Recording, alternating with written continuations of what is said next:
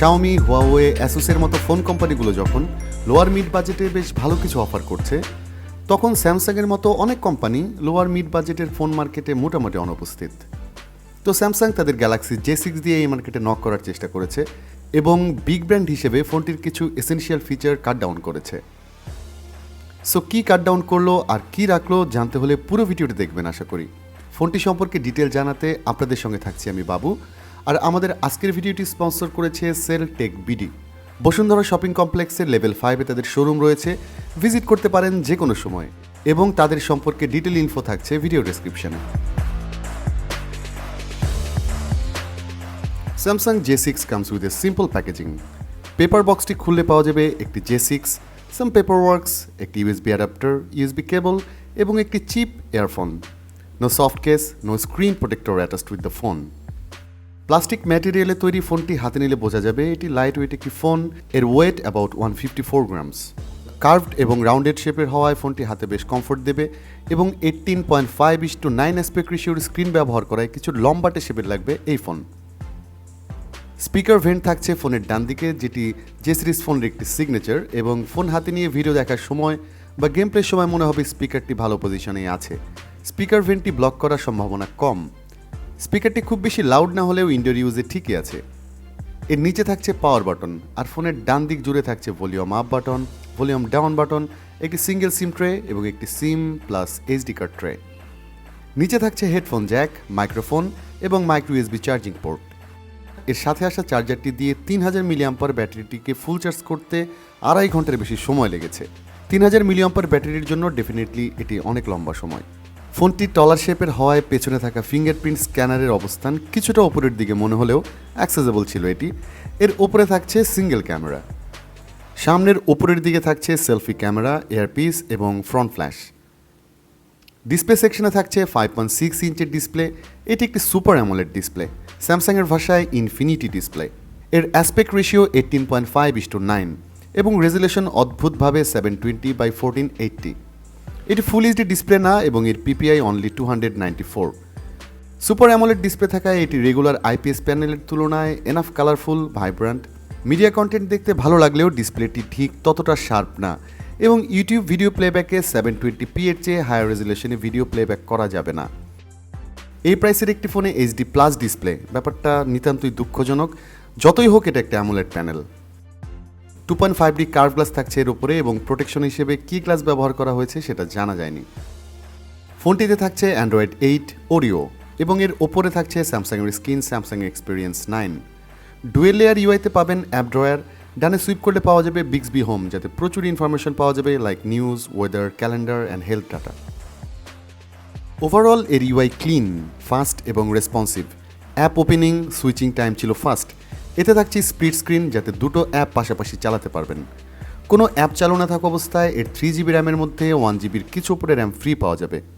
Daily ইউজে মানে Facebook চালানো, ইউটিউবে ভিডিও দেখা, ছবি তোলা বা ব্রাউজিং ওন্ট বি প্রবলেম। এর ইউআই ল্যাগি না হলেও কিছুটা স্লো মনে হতে পারে, তবে অদ্ভুতভাবে এতে কিছু ফিচার থাকছে না।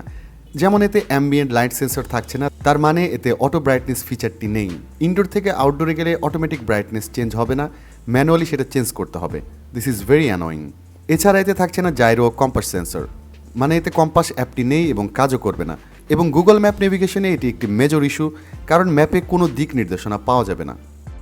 20,000 টাকার ওপরের একটা ফোনে এই মিসিং ফিচারগুলো মেনে নেওয়ার কোনো কারণ নেই, কজ এই ফিচারগুলো নিশ্চয়ই কোনো লাক্সারিয়াস ফিচার না। এতে ফেস আনলক ফিচার থাকছে, মোটামুটি অন্ধকারে ওইটি কাজ করলেও আনলকিং টাইমিং ছিল স্লো এবং ফিঙ্গারপ্রিন্ট স্ক্যানারের ক্ষেত্রেও সেম থিং, মাঝে মাঝে এটিও মিস করছিল। অন্যদিকে 3000 মিলিঅ্যাম্পার ব্যাটারিটি বেশ ভালোই ব্যাকআপ দিয়েছে। রেগুলার ইউজে এতে 7-8 ঘন্টার মতো স্ক্রিন অন টাইম পাওয়া যাবে। আমার ব্যাটারি টেস্টে আমি 6 থেকে 7 ঘন্টার মতো স্ক্রিন অন টাইম পেয়েছি। এনার্জি এফিশিয়েন্ট চিপ ব্যবহার করায় এতে ভালো ব্যাটারি ব্যাকআপ পাওয়া গেছে এবং এইচডি প্লাস রেজুলেশনের ডিসপ্লে ব্যবহার করার সুফল হিসেবে এতে পারফরমেন্স এবং ব্যাটারি ব্যাকআপ দুই বেড়েছে। গ্যালাক্সি J6-এ থাকছে তাদের নিজেদের চিপসেট Exynos 7870। এই সফটটি স্যামসাং তাদের বাজেট ফোনে গত 1.5-2 বছর ধরে ব্যবহার করে আসছে।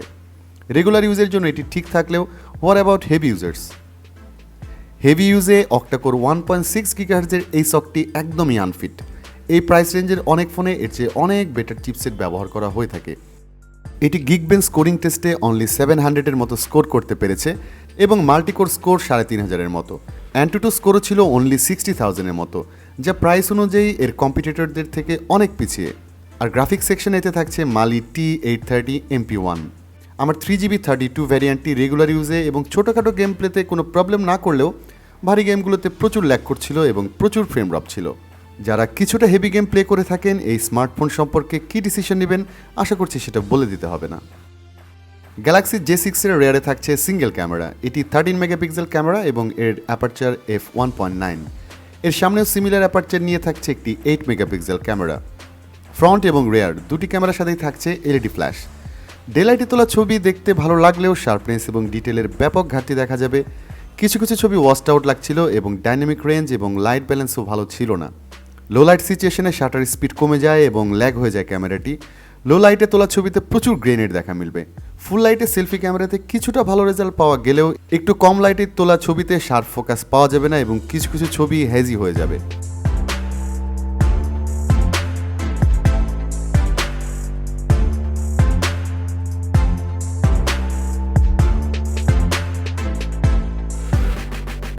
ফুল এইচডিতে ভিডিও করা গেলেও এর ক্যামেরা থাকছে না EIS। সো ক্যামেরা নিয়ে পজিটিভ বলার কিছুই নেই। এই প্রাইসের আশেপাশে অনেক কোম্পানির ফোনই এর চেয়ে বেটার ক্যামেরা অফার করছে। অফিসিয়ালি এই ফোনের প্রাইস 22,000 টাকার মতো, আর আনঅফিসিয়ালি পাওয়া যাচ্ছে 17 থেকে 18,000 টাকার মধ্যে। সো এই টাকায় স্যামসাং ব্র্যান্ড এবং একটি অ্যামোলেড ডিসপ্লে ছাড়া এই ফোনে যা পাচ্ছেন আমার মতে outdated. Lower resolution display, no ambient light sensor, no gyro, below average camera এবং weak performance, and this phone is not recommended. আজকের মতো এখানেই শেষ করতে হচ্ছে। যদি আমার রিভিউটি কিছুটা হেল্পফুল হয়ে থাকে please give a Thums up and subscribe করতে পারেন নতুন ভিডিওগুলো পেতে চাইলে। দেখা হচ্ছে পরের ভিডিওতে রিভিউ কিংবা টিউটোরিয়াল নিয়ে। সবাই ভালো থাকবেন, অনেক ভালো।